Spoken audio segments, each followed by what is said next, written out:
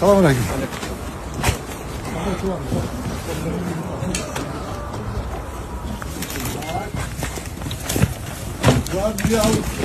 Birini alıp verdik ya Mustafa.